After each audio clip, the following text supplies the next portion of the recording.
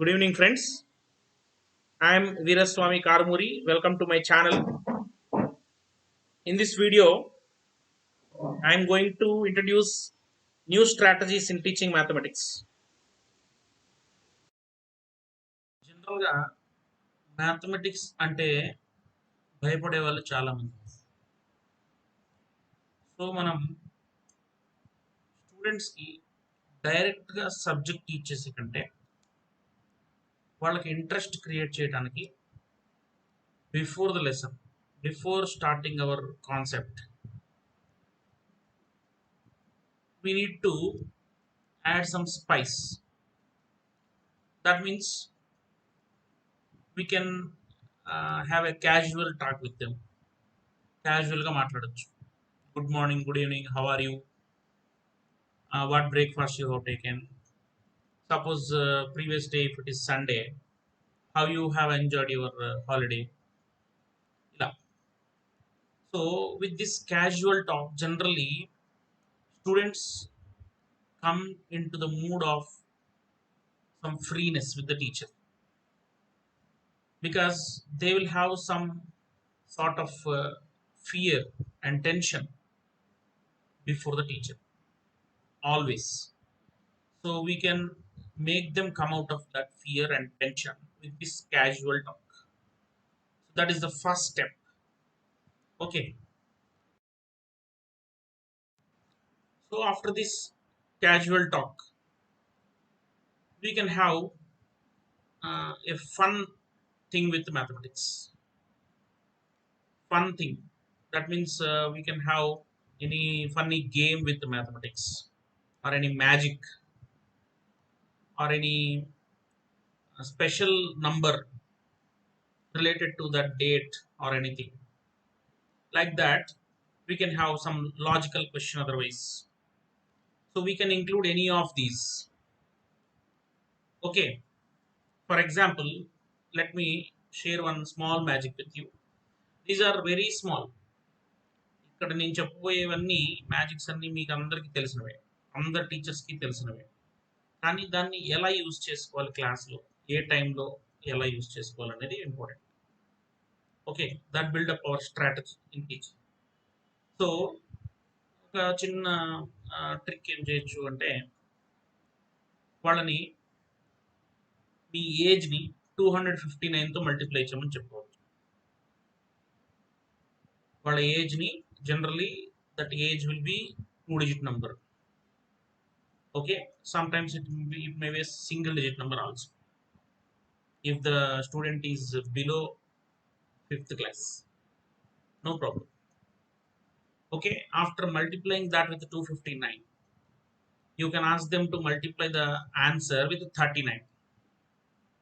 Okay, then surprisingly they will get their age repeated 3 times. Suppose if their age is 12 years, they will get 1 2 1 2 1 2 as the answer. This is very simple actually. As we know that 259 into 39 is 10101. If they multiply that with their age, they will get answer like that. But before saying that 259 into 39, we will say that the age into 259 first. The answer they will multiply with the 39. So they won't understand directly that it is the product in such a way. That means 10101. Without revealing that, if we say in this manner, it is better. They feel it like a thrill surprise. Okay, with small things only, students will be very happy. So in this way, if we present our chapter or class lesson, they will be very interesting, very enthusiastic to attend for our classes also.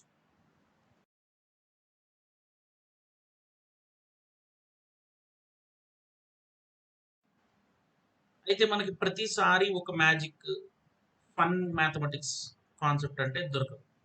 ప్రతిరోజు మనం క్లాస్లో fun mathematics చెప్పాలంటే మన వల్ల కాదు.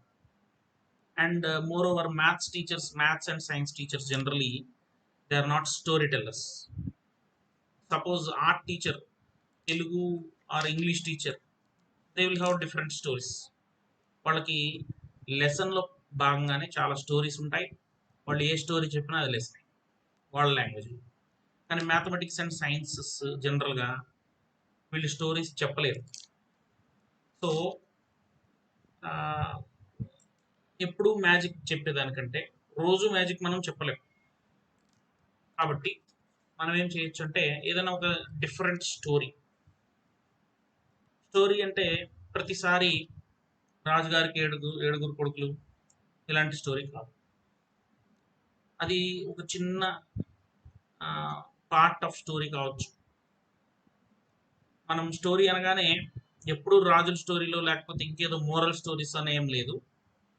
ఆ story నుంచి వాళ్ళు ఏదైనా question that can lead to a question or that can be related to any of our concept. Okay, ఒక చిన్న ఎగ్జాంపుల్ నేను తీసుకుంటాను.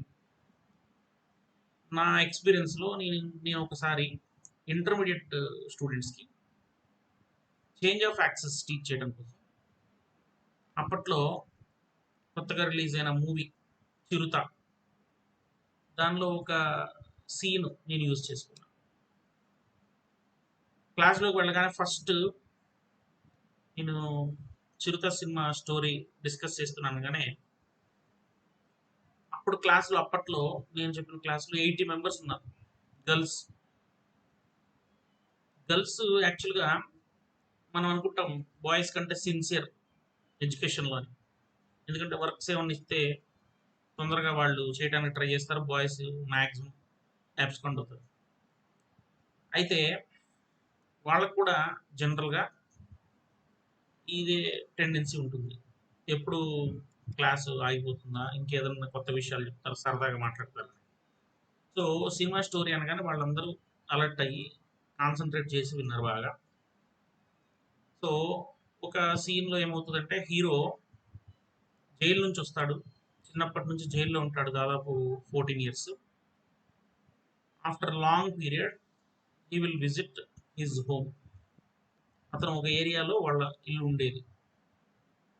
అక్కడికి వెళ్తే అక్కడ టెంపుల్ ఉండాల్సిన చోట రోడ్డు ఉంటుంది, అక్కడ ఒక షాప్ ఉండాల్సిన చోట అసలు ఏమి ఉండదు, వేరే ఇల్లు ఉంటుంది. సో వాళ్ళందరినీ ఎంక్వైరీ చేసి ఇక్కడ వాళ్ళ అమ్మ కోసం వెతుకుతుంటాడు.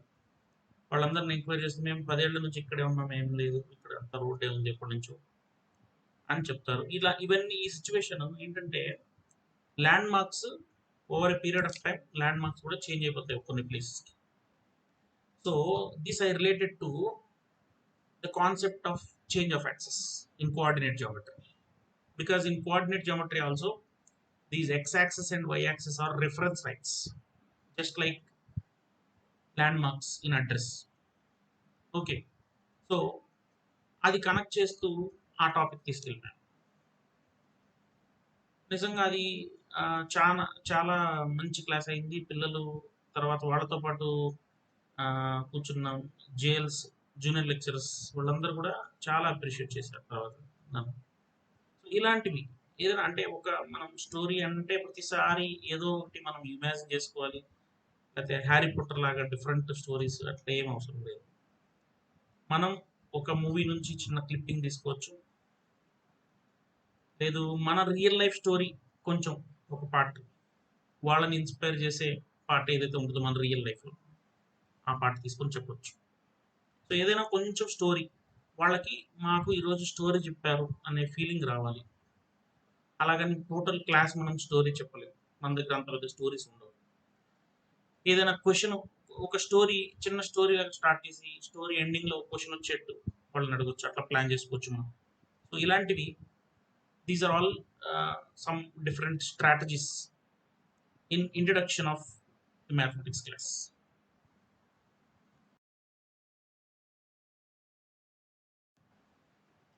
కొన్నిసార్లు మనకి ఏం స్టోరీస్ కూడా ఐడియా రావు, టైం కొన్నిసార్లు ఎంత బాగా మంచిగా స్టోరీస్ చెప్పేవాళ్ళు కూడా కొన్నిసార్లు స్టోరీస్ కూడా idea Rao.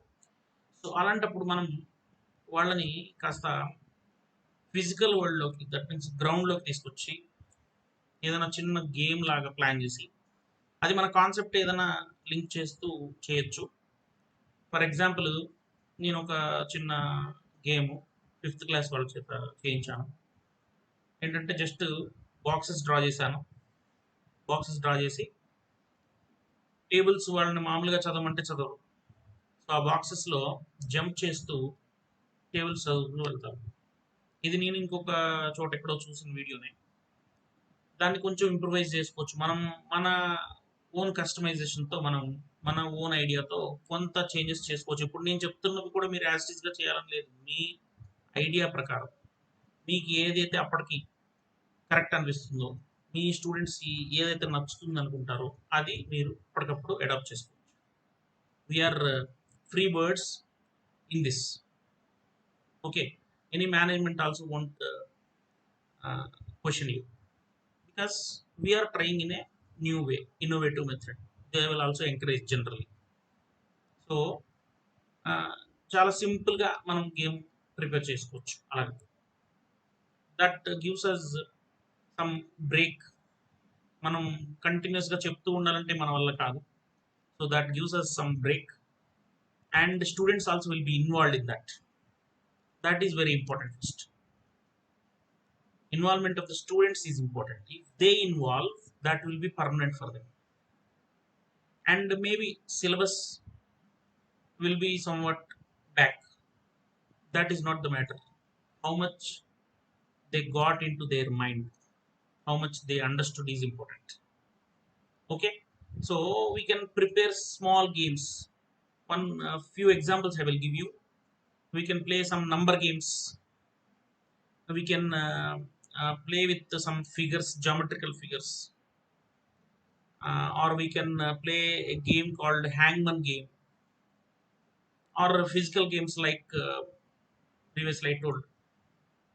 Okay, like the different ways we can plan games. Many different games we can plan with mathematics. Okay.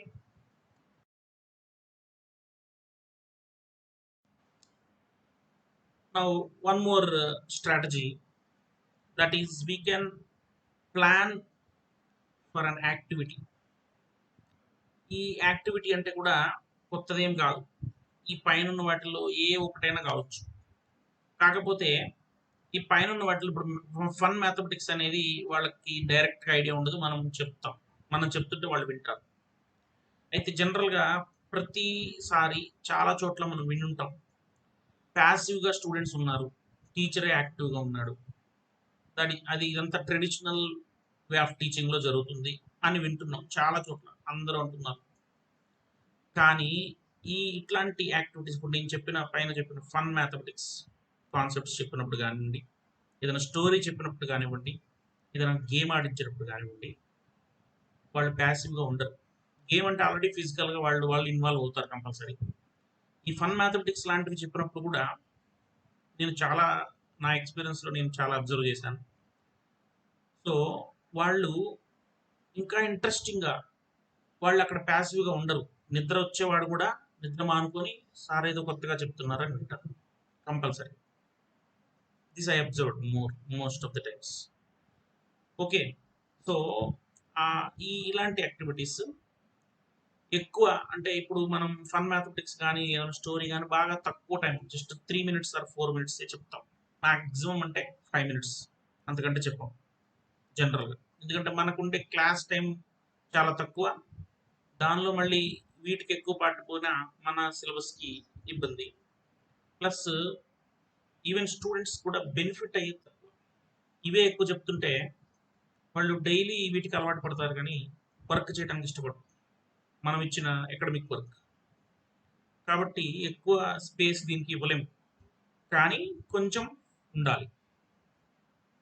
అయితే యాక్టివిటీస్ అంటే మనం ఇలాంటివి కొంచెం లెంగ్త్ ఎక్కువ ఉండేవి, సపోజ్ కొన్ని మనకి టైం ఎక్కువ పడతాయి.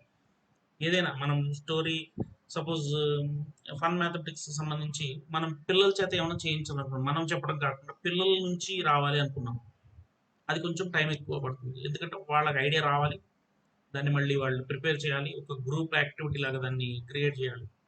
సో ఇలాంటి యాక్టివిటీస్ చేసేటప్పుడు మనం పిల్లల్ని ఎక్కువ మందిని ఇన్వాల్వ్ చేయాలి.